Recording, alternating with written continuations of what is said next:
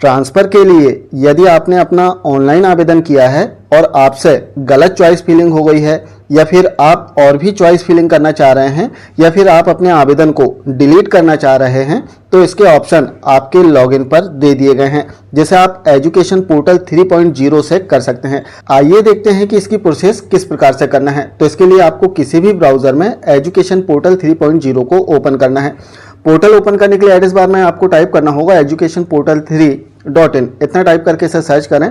जैसे हम सर्च करेंगे हम लॉगिन पेज पर आएंगे, जहां आपको अपने यूज़र नेम और पासवर्ड से लॉगिन कर लेना है। यूज़र नेम आपका यूनिक आईडी होगा और जो भी आपने अपना पासवर्ड क्रिएट किया है वो पासवर्ड फिल करें और सिंपली लॉगिन पर क्लिक करें कैप्चा कोड फिल करने के बाद में। अब जैसे हम लॉगिन पर क्लिक करेंगे तो कुछ इस प्रकार का इंटरफेस आएगा, जहां आपको अपनी डिटेल दिखाई देगी। अब साइड में आप देखेंगे कि कुछ ऑप्शन दिए गए हैं लेकिन वो दिखाई नहीं दे रहे हैं, तो इसके लिए ऊपर जो एरो बना हुआ है तीर का निशान, इस पर क्लिक करें। इसके बाद में आप देखेंगे कि ट्रांसफर मैनेजमेंट का चौथा ऑप्शन आपको इसमें दिखाई देगा, इसे आपको ओपन कर लेना है। अब जैसे हम ओपन करते हैं तो फिर से आपको यहाँ तीर के जो निशान है इस पर क्लिक करना होगा। इसके बाद में ट्रांसफर मैनेजमेंट पर क्लिक कर देना है। क्लिक करने के बाद में इसमें सेकंड ऑप्शन आएगा view drop and lock application, इसे आपको ओपन करना है। अब जैसे हम ओपन करते हैं तो हमारे द्वारा जो आवेदन किया गया है उसकी डिटेल यहाँ पर आ जाएगी। साथ में नीचे आप देखेंगे कि एक ऑप्शन नया ऐड किया गया है, सेंड OTP फॉर अनलॉक। अब OTP के माध्यम से आपका आवेदन अनलॉक हो जाएगा। आपका जो भी रजिस्टर्ड मोबाइल नंबर है उस पर एक OTP आएगा इस पर क्लिक करने के बाद में, जैसे आपको नेक्स्ट पेज पर फिल करना है और आपका जो आवेदन है वो अनलॉक हो जाएगा। जैसे हम इस पर क्लिक करते हैं सेंड OTP फॉर अनलॉक, जैसे हम क्लिक करेंगे तो थोड़ी प्रोसेस होगी और एक सक्सेस का मैसेज आ जाएगा कि आपके मोबाइल पर जो OTP है वो भेज दिया गया है, जो कि 10 मिनट के लिए वैलिड रहेगा। तो आपको इसे ओके कर देना है और यहाँ पर अब आपको जो OTP है वो फिल करना है। तो हम OTP फिल कर लेते हैं। अब हमने OTP फिल किया है, सिंपली अनलॉक एप्लीकेशन इस ऑप्शन पर हम क्लिक कर देंगे।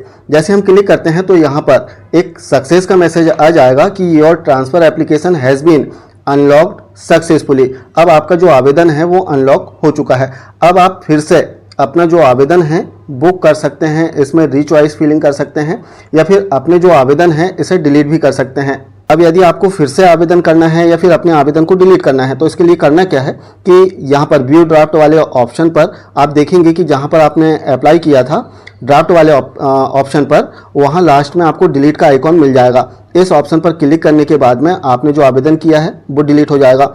इसके बाद में यदि आपको रिचॉइस करना है तो रिचॉइस के लिए आप देखेंगे कि यहाँ पर चॉइस के लिए ऑप्शन दिया गया है, इसके नीचे व्यू पर क्लिक करें। जैसे आप व्यू पर क्लिक करेंगे आपकी जो चॉइस फिलिंग है वो आ जाएगी कि आपके द्वारा कौन कौन सी संस्थाओं में चॉइस फिलिंग की गई है। अब आप फिर से आप चाहें तो फिर से रिचॉइस कर सकते हैं कि आपको किन किन संस्थाओं में आवेदन करना है। उसके लिए आप चाहें तो यहाँ से जो ऑप्शन दिया गया है वॉलंटरी ट्रांसफ़र, या फिर आप म्यूचुअल अप्लाई करना चाह रहे हैं तो म्यूचुअल ट्रांसफ़र के लिए जो ऑप्शन दिया गया है इस पर क्लिक करके आप अपना आवेदन कर सकते हैं। तो इस प्रकार से हम अपने ऑनलाइन ट्रांसफ़र आवेदन को अनलॉक कर सकते हैं। और यदि हमें आवेदन नहीं करना है तो उसे डिलीट भी कर सकते हैं, क्योंकि आपने देखा था कि जो अतिशेष की प्रोसेस है वो भी चल रही थी, जिसमें कई शिक्षकों के नाम अतिशेष में आ गए थे और इसके लिए स्वैच्छिक स्थानांतरण में आवेदन करना था, जिसकी लास्ट डेट 16 मई बताई गई थी। इसके बाद में डेट बढ़ गई थी, लेकिन उस डेट में काफ़ी सारे शिक्षक साथियों ने आवेदन कर दिया था और बाद में यदि उनका नाम अतिशेष की श्रेणी से हट गया है और वो नहीं चाह रहे हैं आवेदन करना तो वे अपना आवेदन डिलीट कर सकते हैं। तो आशा है आप समझ पाए होंगे कि किस प्रकार से हम अपने आवेदन को अनलॉक कर सकते हैं। मिलते हैं कुछ इसी प्रकार की जानकारियों के साथ में नेक्स्ट वीडियो में। तब तक के लिए जय हिंद।